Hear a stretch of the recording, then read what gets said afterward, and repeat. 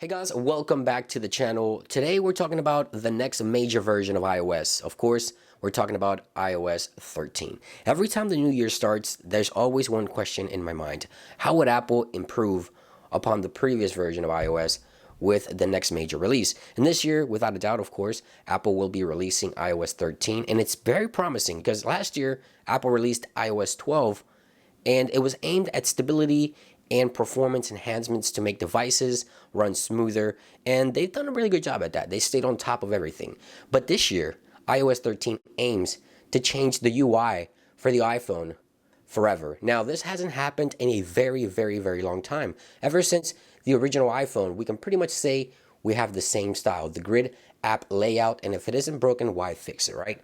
But it's a new era. It's time for a change, and this year is very promising for iOS. And I want to talk about some of the features that I wish come to the software and some of the rumors that are anticipated for iOS 13. Let's begin. So the first thing I want to talk about is expected release date for iOS 13. Now, if history is any indication, the fall timeframe is when we expect a major release for iOS. I mean, we've seen iOS 10, iOS 11, and iOS 12 all released in September. So during the fall season, it's when Apple releases the major versions of iOS every year, and this year should be no different with iOS 13 if history is any indication.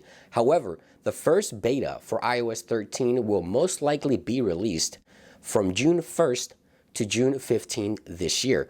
The reason I say that is because of WWDC, the Worldwide Developers Conference, is usually held between those dates. So we'll most likely see our first glance at iOS 13 Beta 1 anywhere from June 1st to June 15th, as I mentioned, depending on when Apple decides to hold their WWDC, their Worldwide Developers Conference 2019. Now, no one really knows what iOS 13 will look like, but if there's one thing on iOS users' mind is new features, things that we've been asking for quite some time, and I think it's time for Apple to deliver. If we get a new UI, that's going to be awesome. Maybe add some widgets on the home screen, maybe little platters that we can move around instead of just icons, more information, so not having to 3D touch to see additional information with like a widget, just like the weather here. Maybe have a widget in the center of the screen that has more information. Things like that will make tons of difference. It doesn't have to be a drastic change because this system works and is simple to use. Also, add features like dark mode. A lot of people want dark mode. Now, the reason I want dark mode is not just for how it looks. It does look awesome. I would love to use dark mode on an iPhone, but it's not just because of the looks. The main reason for me wanting dark mode on an iPhone is because of the OLED display.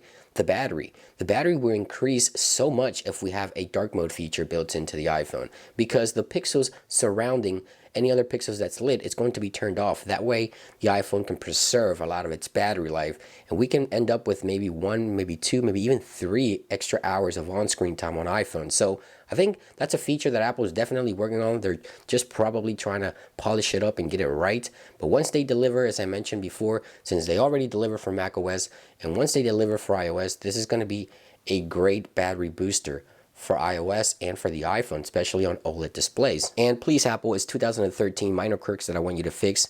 This volume hood should not be on the center of the screen anymore. Please, it's time for you to remove this. So please, Apple, remove the volume hood. Allow picture within picture. On an iPhone XS Max, it's such a large display. You can have two things at once. Maybe you can be listening to a podcast while you're taking notes.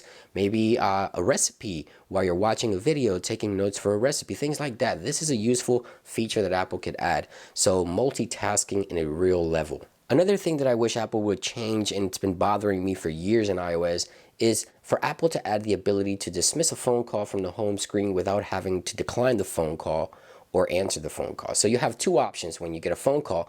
You either accept it or decline. Why can't we just dismiss the call, let it ring in the background, and continue using our devices? I believe it's time for Apple to deliver on this feature. It's just something that's just common sense. Now, don't get me wrong, iOS 12 has been a very good release. It's very stable, battery is good. Apple added some key features such as screen time to manage your digital health and also monitor children's digital health if you're a parent.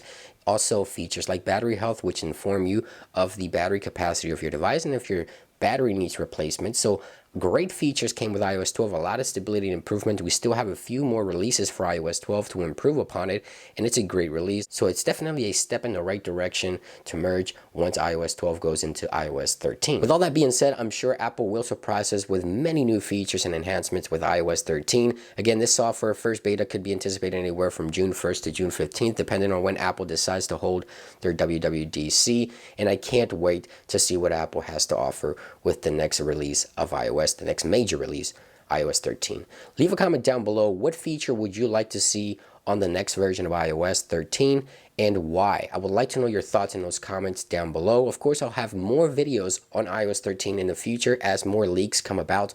I'll be sure to bring those to you guys. Thank you for watching today's video, and I'll see you on the next one. Peace.